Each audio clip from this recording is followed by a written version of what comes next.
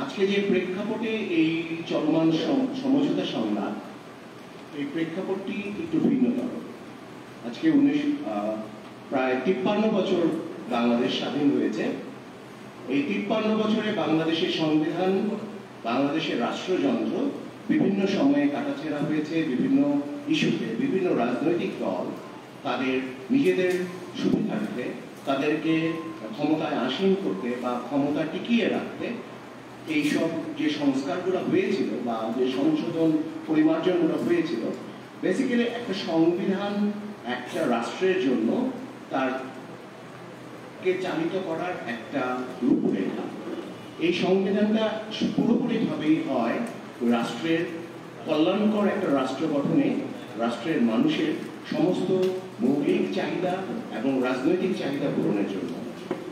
তো যে কারণে আজকে জুলাই আন্দোলনের পরে যে পরিবর্তিত পরিস্থিতি, জুলাই আন্দোলনটা কেন হয়েছিল সেটা নিয়ে আমি কিছু বলবো না, এটা আমরা এখানে যারা এসেছি সবাই বুঝি বা জানি। তো সেই যে স্পিরিটটা ছিল, সেই স্পিরিটটা আসলে ছিল কি, যে আমরা আমাদের রাষ্ট্র ব্যবস্থাকে এমন একটা কাঠামোতে নিয়ে যেতে চাই যেখান থেকে কোনো রাজনৈতিক দল বা কোনো সরকার চাইলেও আর ভবিষ্যতে ফ্যাসিবাদের দিকে যেতে পারবে না, স্বৈরতান্ত্রিক পদ্ধতিতে দেশ চালনা করতে পারবে না। যেটা হয় যে সরকার হবে জনগণের সেবক, কিন্তু আমাদের দেশে কিন্তু সরকার হয় শাসক।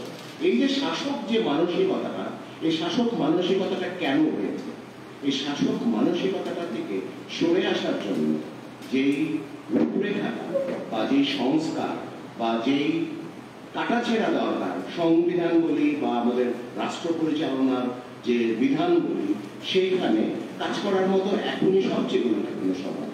এই জায়গাটাতে আমরা মনে করি রাজনৈতিক দলগুলো একটা সমঝোতায় যদি আসতে পারি, হ্যাঁ অনেকগুলো বিষয় আছে এখানে, রাজনৈতিক তর্ক বিতর্কের অনেকগুলো বিষয় আছে।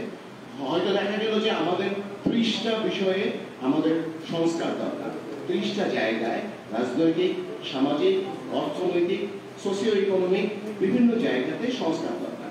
তো সেইখানে আমরা একটা কাজ অন্তত করতে পারি। প্রথমে আমরা আমাদের সর্বাধিক লোকজনের মধ্যে যে জিনিসগুলো নিয়ে কোনো মতবিরোধ নেই বা মতৈক্য আছে, সেই জায়গাগুলোকে আমরা একটা লিপিবদ্ধ করতে পারি, সেগুলোর প্রশ্নে আমরা একমত হতে পারি।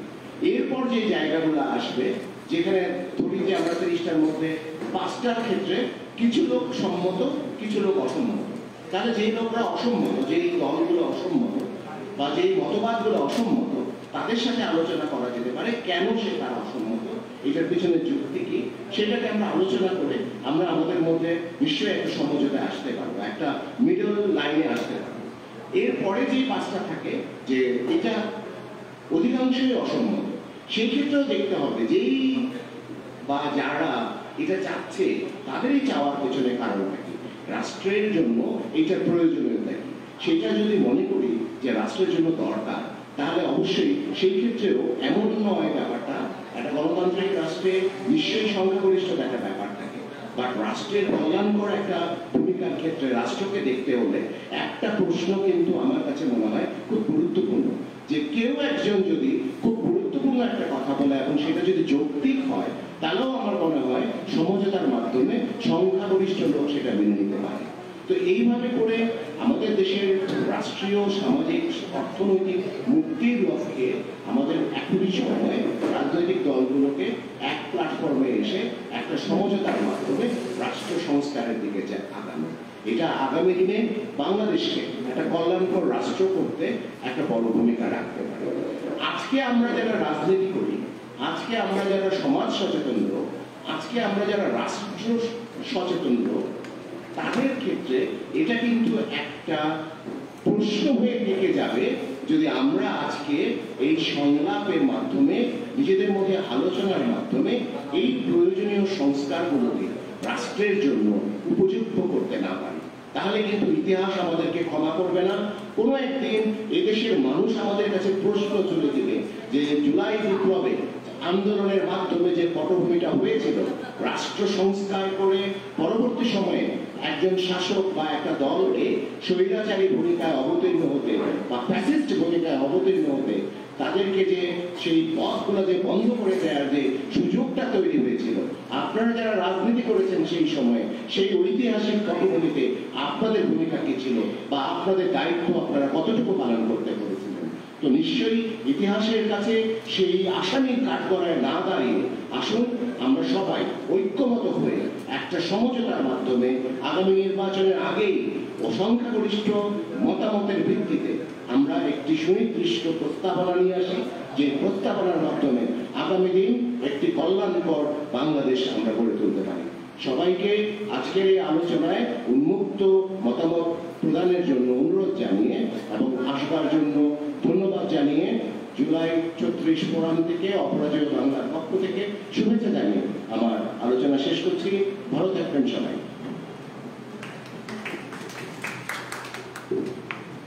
ধন্যবাদ সুব্রত ঘোষ। জুলাই ৩৬ ফোরাম অপরাজেয় আমাদের আজকের বক্তা যে দুই বক্তব্য মতো বলেছেন তাদের বক্তব্য থেকে আমরা অবগত হচ্ছি যে আমরা ন্যূনতম ঐকমত্যের ভিত্তিতে একটা জায়গায় আসতে চাই যেখান থেকে আমাদের সাংবিধানিক সংস্কার হবে এবং রাজনৈতিক যে টানাপোড়েন আমরা দীর্ঘদিন ধরে দেখছি সেখান থেকে আমরা বেরিয়ে এসে একটা স্বাধীন সার্বভৌম এবং সুন্দর বাংলাদেশ গড়ার লক্ষ্যে আমরা এগিয়ে নিতে পারবো। এখন আমাদের সামনে বক্তব্য উপস্থাপন করবেন জনাব আসিফউদ্দিন হোসেন।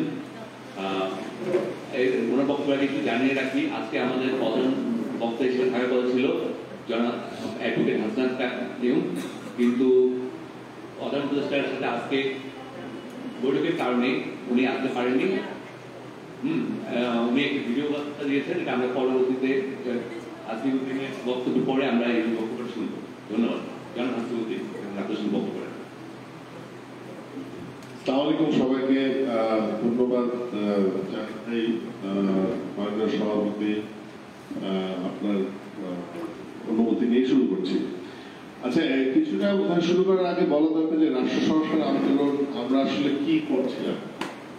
নামটাই আসলে বোঝা যায় যে আমাদের রাজনৈতিক প্ল্যাটফর্মটাই হচ্ছে সংস্কার নিয়ে।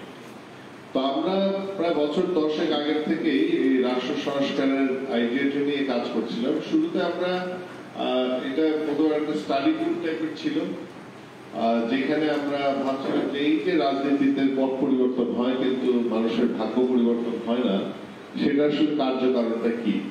সেই সময় আমরা আসলে আমাদের বাংলাদেশের সংবিধানটা নিয়ে একটা কাজ শুরু করি এবং তার ফলে আমরা সংবিধান পর্যালোচনা বলে একটা বই পাবলিশ করি 2012-13। তো এরপরে আমরা একটা সংগঠন গড়ে তুলি রাষ্ট্রচিন্তা নামে।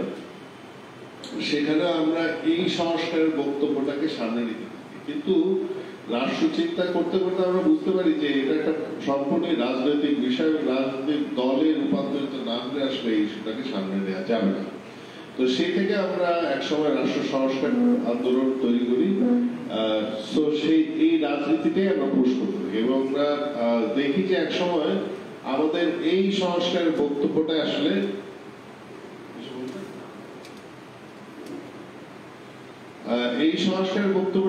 বাংলাদেশের মানুষের কাছে চলে যায় এবং আমরা দেখতে পাই যে এই জুলাই আন্দোলনে এই সংস্কার এই বিষয়টাই আসলে সামনে থাকে। তো আমরা এই জুলাই আন্দোলনের পরের থেকে এই রাষ্ট্রের যারা দায়িত্বে আছেন তাদের মধ্যে, ছাত্রদের মধ্যে আমরা এই সংস্কারের বিষয়টা নিয়ে আসলে পুশ করতে থাকি এবং একসময় আমরা দেখি যে আমাদের তত্ত্বাবধায়ক সরকার, অন্তর্বর্তীকালীন সরকার একটা কমিটিও করে। সেই কমিটির কাছে আমরা আমাদের প্রস্তাবনা দিই, তাদের সাথে আমাদের 2-3 বার যোগাযোগ হয়, আমরা এই সংস্কারের বিষয়টাকে সামনে নিয়ে আসি, কারণ এটাই আমাদের পলিটিক্স। এখন আমরা এই সময় এসে বুঝতে পারি যে এই যে সংস্কারের যে বিষয়টা, আপনারা জানেন যে বাংলাদেশে রাজনৈতিক ভাবে একটা পরিস্থিতি বিরাজমান, এই সংস্কারটা কিভাবে হবে সেটা পরিষ্কার না। সেটার ব্যাপারে আসলে আমরা এই প্রস্তাবটা নিয়ে আসছি এই সমঝোতা পরিষদে। সেটা হিসেবে আমরা জানুয়ারি 29 তারিখ ঢাকাতে প্রেস ক্লাবে একটা অনুষ্ঠান করি, যেখানে আমরা এই সমঝোতা প্রস্তাবটা আনি এবং সেখানে একটা কিনোট আমরা পড়ি।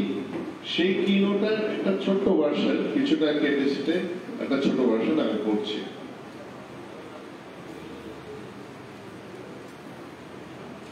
টেকসই সংস্কারের একমাত্র পথ রাজনৈতিক সমঝোতা। 1989 থেকে 2019 সাল, এই 30 বছরের মধ্যে 100টা রাষ্ট্র মাসে 189টা সংবিধান গ্রহণ করা হয়েছে, যার মধ্যে 155টি ছিল নতুন বা পুনঃস্থাপিত সংবিধান। 30 বছরে 155টা সংবিধান, আবার 100টা দেশে। তার মানে বোঝা যায় যে এই সংবিধান তৈরির প্রক্রিয়াটা আসলে কাজ করছে, এর মধ্যে কোনো একটা ফল থেকে যাচ্ছে।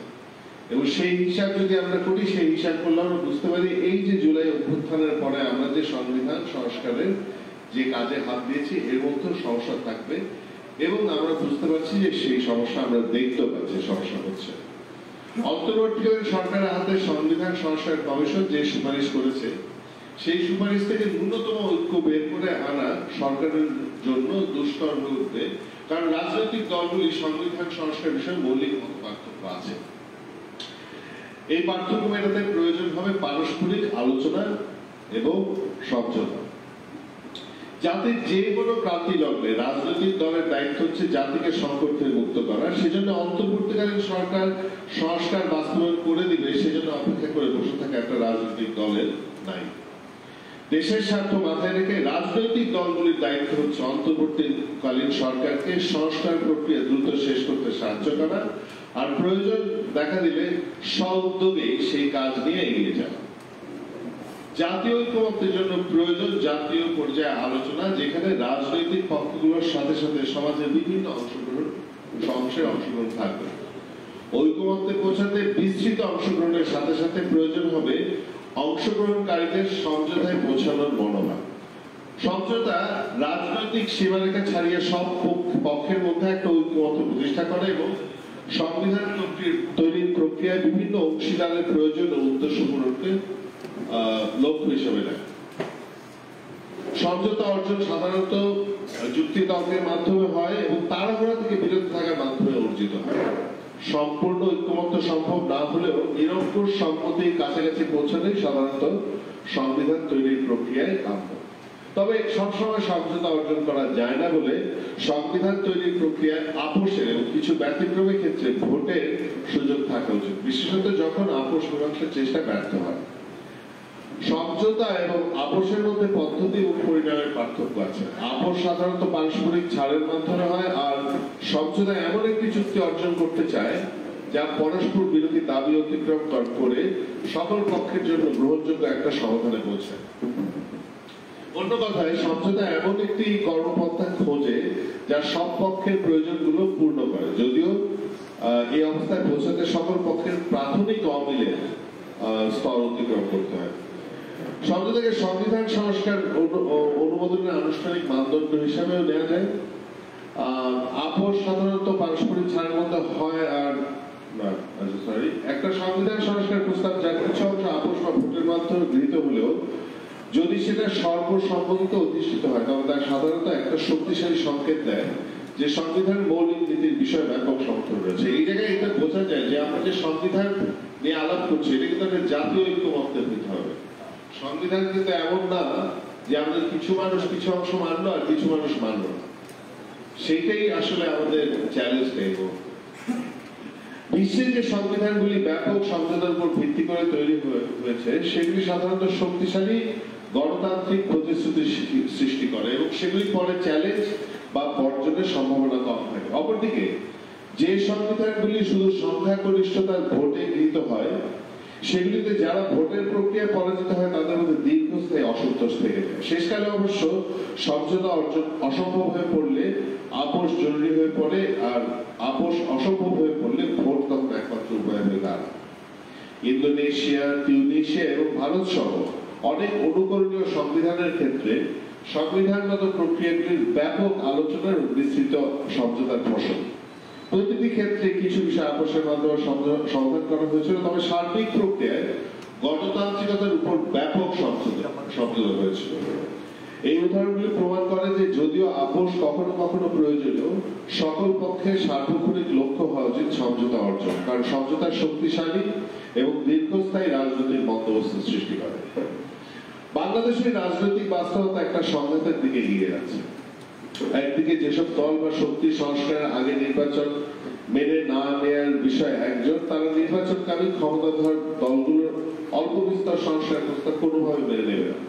অন্যদিকে ক্ষমতাধর রাজনৈতিক দলগুলো ক্ষমতায় গিয়ে ক্ষমতা উপভোগ করার বিষয়ে ছাড় দিতে হয় এমন সংস্কার মেনে নিতে আগ্রহী হওয়ার সম্ভাবনা কম। এই অবস্থায় অন্তর্বর্তীকালীন সরকার নিজে যেহেতু সংবিধান সংস্কার কমিশন দিয়ে সুপারিশকে বৈধতা দেওয়ার এখতিয়ার রাখে না, তাদের দায়িত্ব হতে পারে রাজনৈতিক শক্তিগুলিকে নিয়ে একটা জাতীয় সমঝোতা পরিষদ গড়ে তোলা। অন্যদিকে রাজনৈতিক দলগুলি যেহেতু চায় যে দেশ প্রয়োজনীয় সংস্কার বিধিবদ্ধ করে দ্রুত একটা নির্বাচনী গণতন্ত্রে ফিরে যেতে, তারাও তাদের স্বার্থে এই সমঝোতা পরিষদ গড়ে তোলার ডাক দিতে পারে। রাষ্ট্র সংস্কার আন্দোলন এই সভার মাধ্যমে সকল রাজনৈতিক দলের কাছে এই সমঝোতা পরিষদ গড়ে তোলার আহ্বান রাখছে। একই সাথে আমরা অন্তর্বর্তীকালীন সরকারের ঐক্য কমিশনকে এই পরিষদে যুক্ত করার আহ্বান জানাচ্ছি।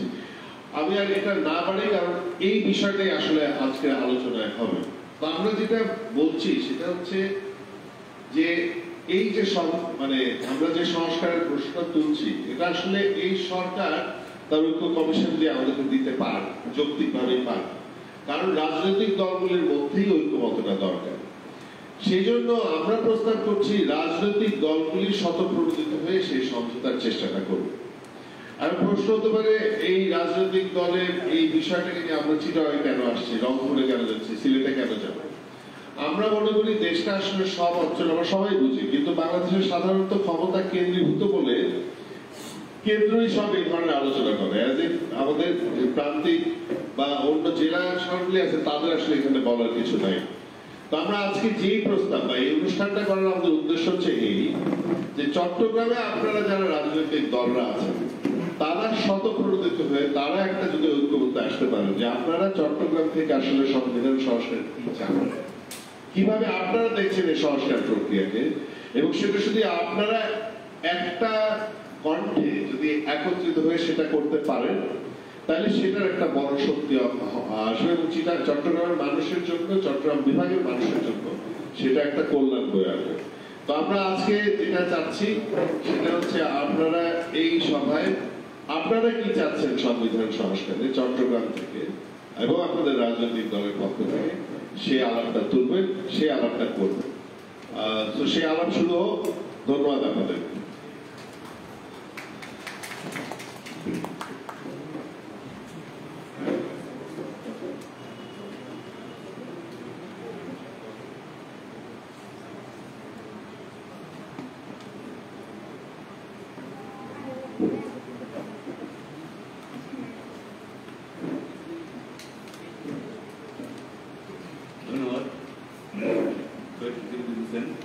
এখন আমি সংস্কার প্রস্তাব বা সংস্কার সমঝোতা নিয়ে প্রস্তাবনা উপস্থাপন বা আমাদের সাথে মুক্ত আলোচনায় অংশগ্রহণের জন্য মোহাম্মদ জান্নাতুল ইসলাম, ইসলামী আন্দোলন বাংলাদেশের চট্টগ্রাম মহানগর সভাপতি, আমরা আহ্বান জানাচ্ছি।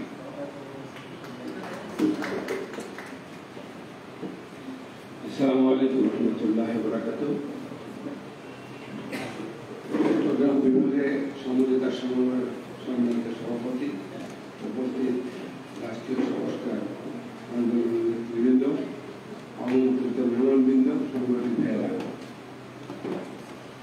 আমাদের ৫৩ বছরের ইতিহাসে আমরা সবাই জানি যারা এই রাষ্ট্র ক্ষমতায় গিয়েছে তারাই এই দেশটাকে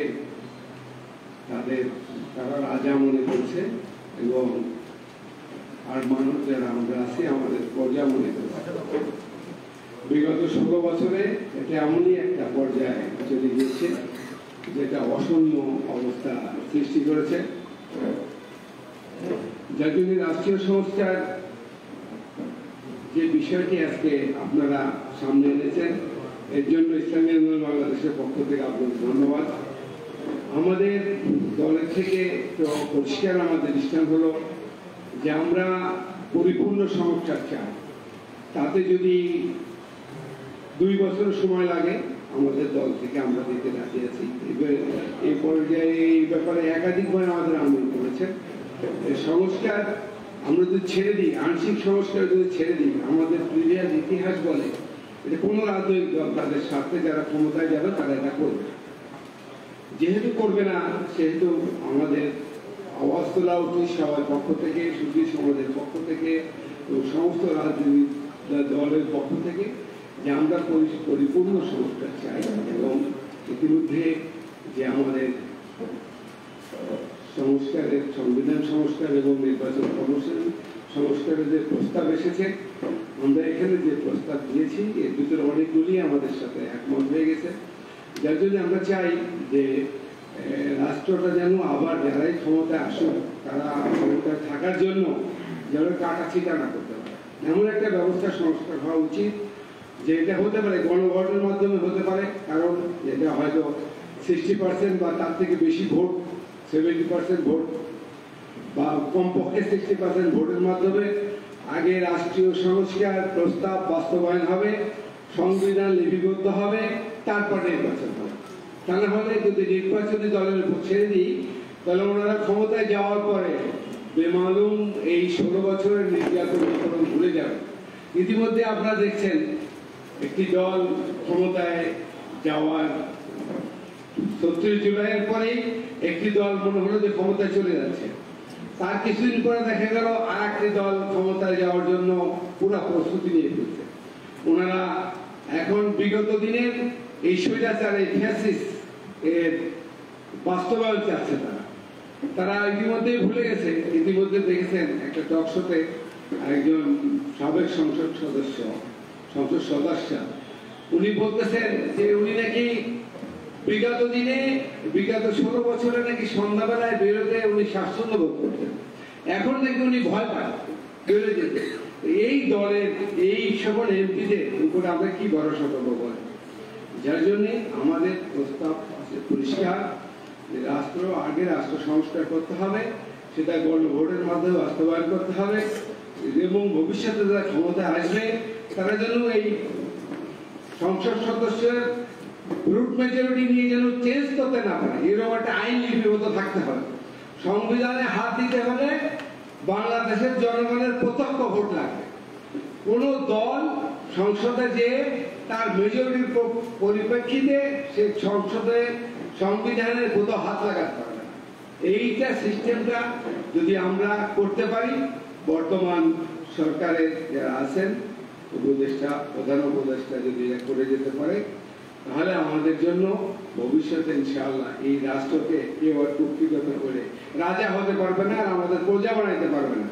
আমাদের প্রস্তাব ক্লিয়ার, যতদিন সময় লাগে আমরা বর্তমান সরকারকে দিতে রাজি আছি।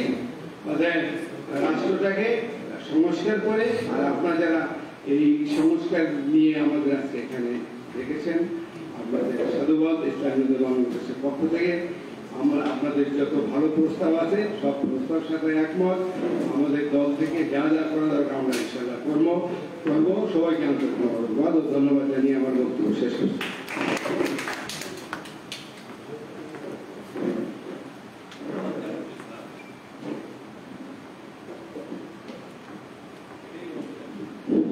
ধন্যবাদ জামাতুল ইসলাম। ইসলামী আন্দোলন বাংলাদেশের চট্টগ্রাম মহানগর সভাপতি, আপনার বক্তব্য যথার্থই আংশিক সংস্কার না পূর্ণাঙ্গ সংস্কার পরে নির্বাচন হওয়া উচিত, কিন্তু আমাদের বর্তমান যে রাজনৈতিক প্রেক্ষাপট, এই প্রেক্ষাপটে আমরা কতটুকু সংস্কার সম্ভব হচ্ছে বা এই সংস্কারের জন্য জাতীয় সংসদে নির্বাচনের মাধ্যমে তারা সংবিধানের সংরক্ষণের শপথ গ্রহণ করে, তাই গণপরিষদ নির্বাচন যদি হয় তাহলে পরবর্তী ধাপের দিকে আমরা যেতে পারি। এই মুহূর্তে আমি বক্তব্য রাখার জন্য অনুরোধ জানাচ্ছি সাদিয়া আফরোজ, বৈষম্য বিরোধী ছাত্র আন্দোলন।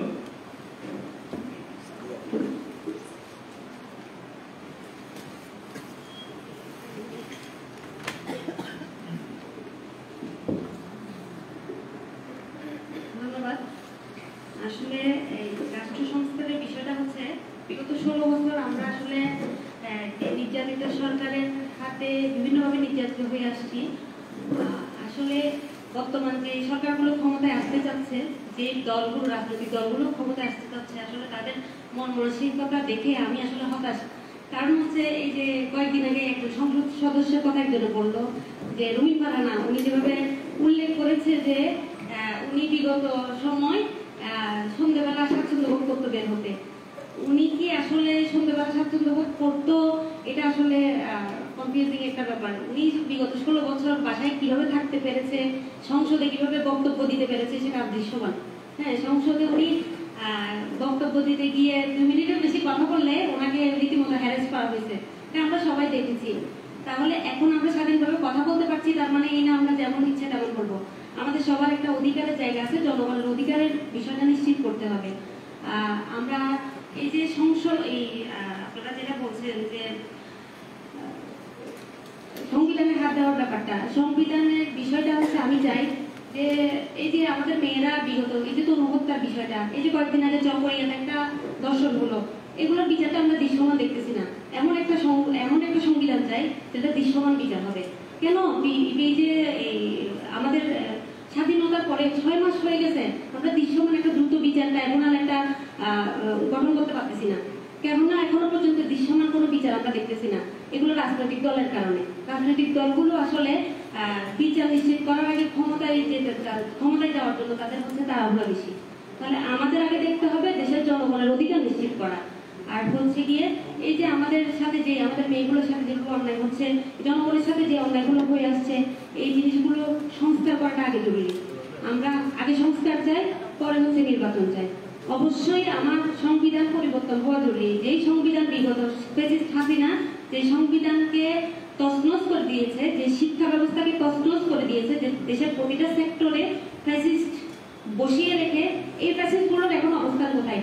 আমাদের আইন, আমাদের বিচার ব্যবস্থার মধ্যে এই যে বিগত সরকারের যে ফ্যাসিস্টগুলো, যে তাদের যে নির্বাচন করা যে মানুষগুলো বসিয়েছে, এই মানুষগুলো কি এখন আমরা উৎখাত করতে পেরেছি? এই মানুষগুলো উৎখাত করতে পারিনি। এগুলো আগে উৎখাত করেন আপনারা, তারপর আপনারা নির্বাচনের বিষয়টা ভাবেন। আমি যেটা আমার ব্যক্তিগত মতামত থেকে যেটা মনে করি। ধন্যবাদ সবাইকে। মাতৃভূমি অমৃত।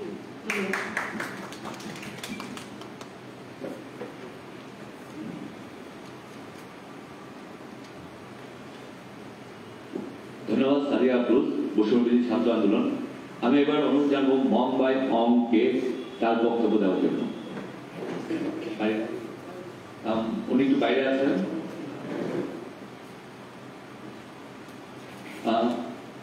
আমি অনুরোধ জানাচ্ছি জাহিদুল নবী কনক, সদস্য বাসদ মার্ক্সবাদী।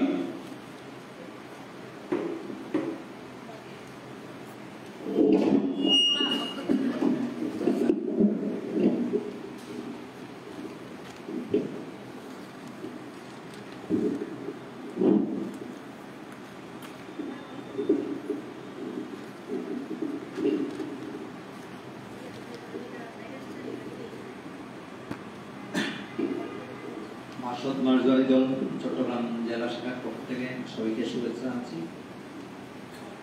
আজকে যে সমঝোতা ব্যতীত সংবিধান সংস্কার কি সম্ভব শীর্ষক আজকের এই আলোচনা সভার সভাপতি এবং উপস্থিত সবাইকে জানাচ্ছি শুভেচ্ছা।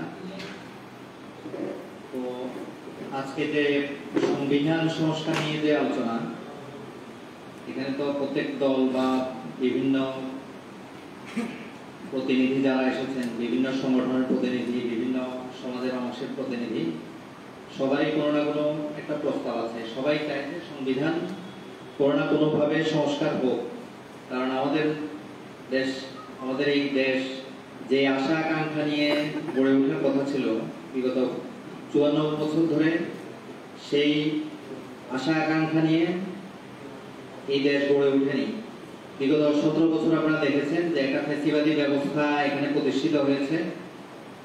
তা আওয়ামী দুঃশাসনের বিরুদ্ধে একটা তীব্র গণ আন্দোলনের মুখে আওয়ামী ফ্যাসিবাদী সরকারের পতন ঘটেছে। জুলাই অভ্যুত্থানের মধ্য দিয়ে, অসংখ্য ছাত্র জনতার শহীদ আত্মদানের মধ্য দিয়ে এই ফ্যাসিবাদের পতন হয়েছে।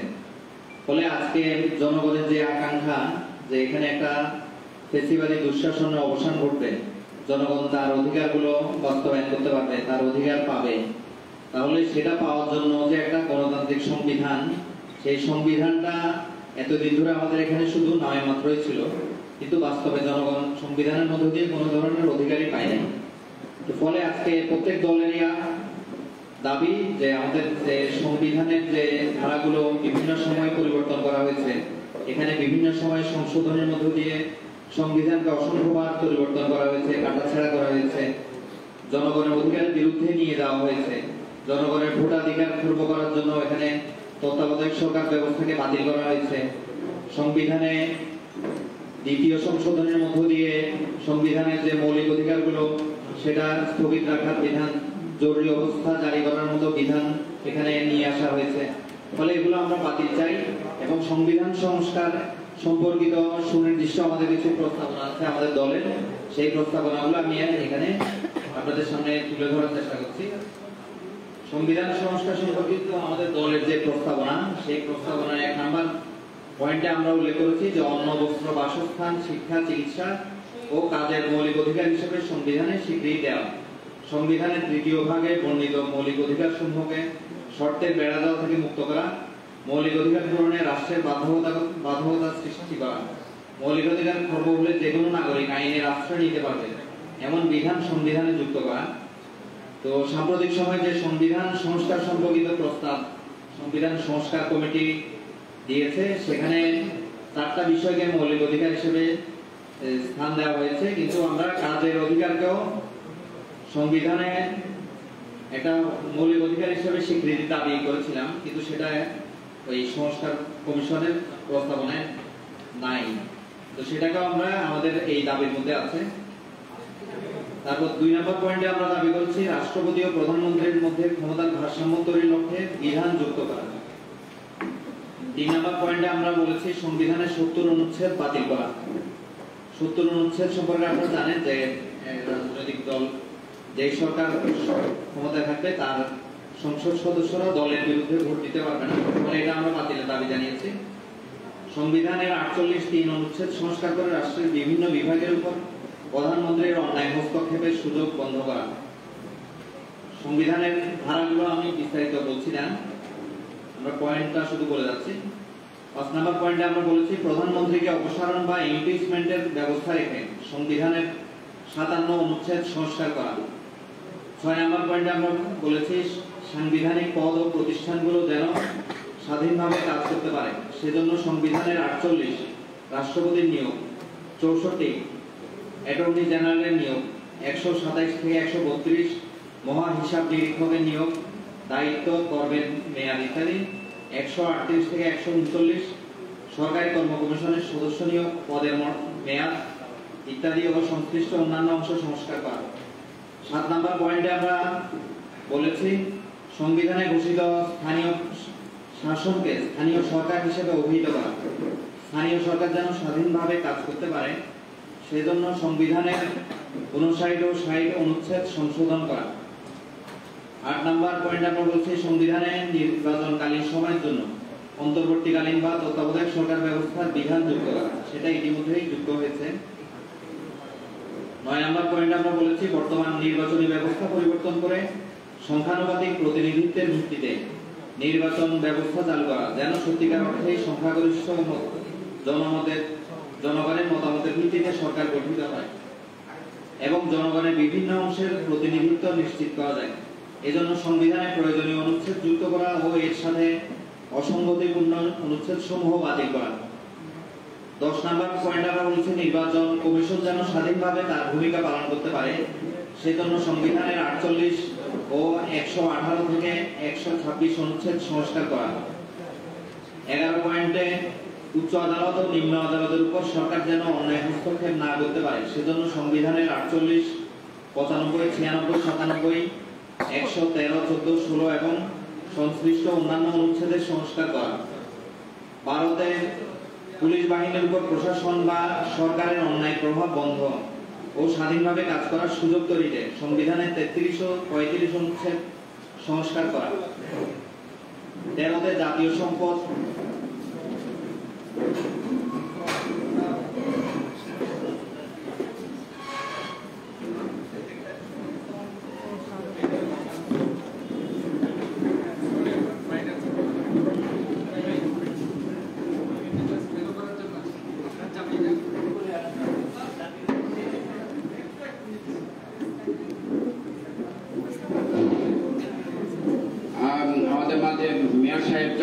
কর্পোরেশন মেয়র সাহেব উপস্থিত হয়েছেন। আমাদের অনুষ্ঠানে উপস্থিত হওয়ার জন্য আমি ওনাকে শুভেচ্ছা জানাচ্ছি এবং অভিনন্দন জানাচ্ছি।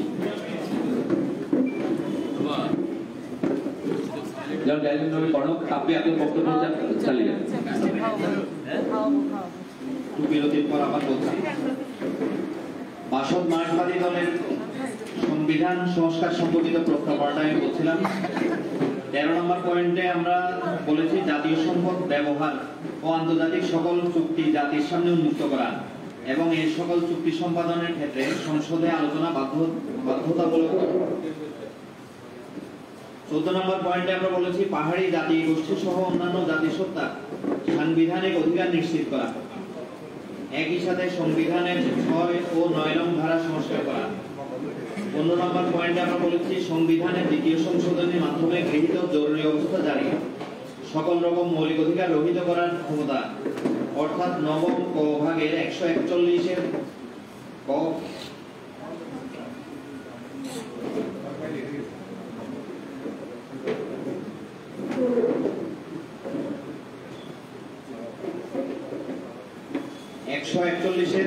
খ ও গ ধারা বাতিল করতে হবে। এই 15টা পয়েন্টে আমাদের সংস্কার প্রস্তাব আমরা সংবিধান সংস্কার কমিশনকে আমরা প্রেরণ করেছি, জমা দিয়েছি। এর ভিত্তিতে সংবিধান সংস্কার কমিশনার একটা মতামত দিয়েছেন।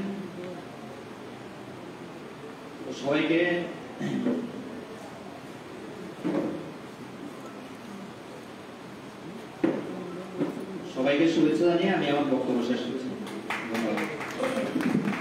ধন্যবাদ জনাব জাতীয়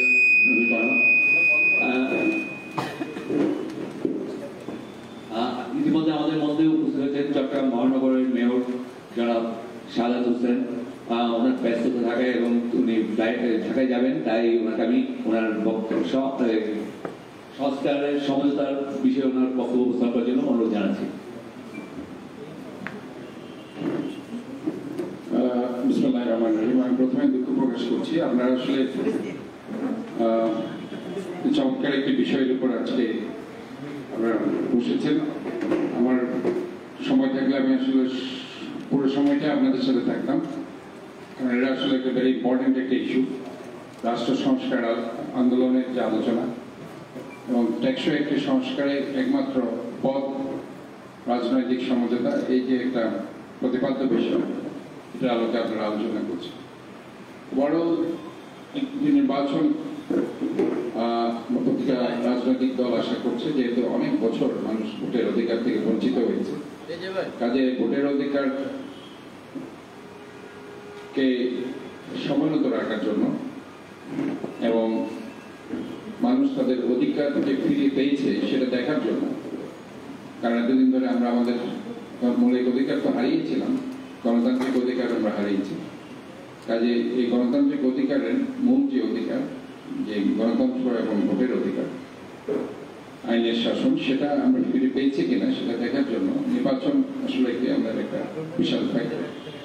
তো তার আগে যে সংস্কারগুলো হওয়া উচিত, যে সংস্কারগুলো আমরা একটি নির্বাচনকে একটু সুন্দর করতে পারবো, একটি গণমুখী করতে পারবো, আমরা নিরপেক্ষ করতে পারবো এবং সর্বমুখী করতে পারবো। মূল যে সমস্যা, দেখুন সংবিধানের ত্রয়োদশ সংশোধনী বাতিল করে যে পঞ্চদশ সংশোধনী করা হয়েছে, ঠিক ওই জায়গায় যদি আমরা অ্যাড্রেস করতে না পারি, কারণ পঞ্চদশ সংশোধনীটাই কিন্তু আমাদের মূল সমস্যা হয়ে গেছিল পুরো রাষ্ট্র ব্যবস্থাকে পরিবর্তন। আমি যদি পুরো সংবিধান সংস্কার, যেটা সংবিধান পরিবর্তন যেটা গত সরকার করেছে, ফ্যাসিবাদী সরকার, সেখানে যদি আপনি পর্যালোচনা করেন, যে পঞ্চদশ সংশোধনীটা কিন্তু মূল কারণ পুরো রাষ্ট্রটাকে ধ্বংস করে দেওয়ার পিছনে। কারণ নির্বাচনটা তারা কেন করেছে? একপক্ষীয়, তারা দুর্নীতি করার জন্য, তারা একপেশি করার জন্য, তারা নিজেদের মতো করে নিজে আইন তৈরি করার জন্য। পরবর্তীতে তারা কি করেছে? আইসিটি অ্যাক্ট মামলা করেছে, আইন তৈরি তারা করেছে যাতে করে কেউ কথা বলতে না পারে। এরপরে তারা কি করেছে? অভিশংসন আইন করেছে। আপনারা এরপরে এই আইনের মধ্যে দিয়ে আপনারা দেখেছেন যে লুটপাট তারা করেছে, কিন্তু আপনি কোনো কথা বলতে পারেন, আপনি তাদেরকে বৈধতা দিয়ে দিবেন যে আপনি 90,000 কোটি টাকা এই যে আপনার এনার্জি সেক্টরে লুটপাট হয়েছে ক্যাপাসিটি চার্জের মাধ্যমে, তো এই যে লুটপাট যে হয়েছে সেটা আপনি কিছু বলতে পারেন, আপনি বলবেন যে ঠিক আছে লুটপাট করেছেন, আপনি খেয়ে ফেলেছেন, আলহামদুলিল্লাহ বলেছেন, আর কোনো কিছু নাই। তো এই যে একটা ব্যাপার হয়ে গেছে আইনের পরিবর্তন করে তারা সমস্ত এই যে এক পেশি দিনের ভোট রাতে করে ইভেন ভোট ছাড়াই নির্বাচন করে 2014 এবং 2018 সালে, 24 সালের কথা আমি বাদে দিলাম, 2014-18 সালে যে নির্বাচন করেছে করে তাদের নিজস্ব সংসদ সদস্যের মাধ্যমে সোকল নিজেরা যে আইন তৈরি করেছে, এই আইনগুলোকে অবশ্যই আমাদেরকে পরিবর্তন করতে হবে, সংস্কার করতে হবে। অন্যথায় একটি গণতন্ত্রকামী রাষ্ট্র, যে রাষ্ট্র আমরা বারবার যে রাষ্ট্র করার জন্য আমরা লড়াই করেছি, অসংখ্য গুম হয়েছে, গুপ্ত হত্যা, নির্যাতন, মামলা হামলার শিকার হয়েছে, আমরা সবারই এখানে মামলা আছে। কাজে যারা আত্মাহুতি দিয়েছে, যাদের রক্ত ঝরেছে, যারা এখনো আহত হয়েছে, যারা এখন হাঁটতে পারছে না, কাজে তাদের সে স্বপ্ন কখনো পূরণ হবে না যদি এই আইনগুলো আমরা যদি সংস্কার করতে না পারি। কিছু সংস্কার আছে প্রাইমারি, কিছু সেকেন্ডারি, কিছু টার্সিয়ারি। প্রাইমারি স্টেজে এই সংস্কারগুলো করি, আমরা অবশ্যই একটা নির্বাচনমুখী জায়গায় যেতে হবে। অন্যথায় আমরা যদি একটা পার্লামেন্ট করতে না পারি, আমরা যে আইনের সংস্কারের কথা বলছি, আইনের পরিবর্তনের কথা বলছি, পরিপক্কভাবে ইথিক্যালি আমরা আসলে সেটা করতে পারবো না। কাজে আমার মনে হয় যে প্রাইমারি স্টেজে আমরা যে সংস্কারগুলো একটা নির্বাচনের জন্য দরকার সেগুলো করে, কারণ সংস্কার একটি চলমান প্রক্রিয়া, is not a stagnant process, it's a continuous process. So that আমরা আজকে প্রাইমারি স্টেজে কিছু রিফরমেশন আমরা করলাম, সেকেন্ডারি টার্সিয়ারি স্টেজে যে দলটি ক্ষমতায় যাবে জনগণের ভোট নিয়ে তারা সেই সংস্কারগুলো করবে। এবং অবশ্যই আমরা মনে করি জাতীয় ঐক্যের ভিত্তিতে এই সংস্কারগুলো হওয়া উচিত। ধন্যবাদ সবাইকে। আমার যেহেতু ফ্লাইট আছে, আমি আসলে বেশি সময় দিতে পারিনি। আমি আপনাদেরকে ধন্যবাদ জানাচ্ছি, আপনাদের সবার সুস্বাস্থ্য দীর্ঘায়ু কামনা করছি। চট্টগ্রাম সিটি কর্পোরেশনের মেয়র হিসেবে এটুকুই বলতে চাই, আমরা সবাই মিলে একসাথে কাজ করব। এই শহরটা আমাদের সবার, আমার একার শহর না, আমরা সবাই মিলে এই শহরকে একটা ক্লিন, গ্রিন, হেলদি সিটিতে রূপান্তরিত করবো। ধন্যবাদ সবাইকে।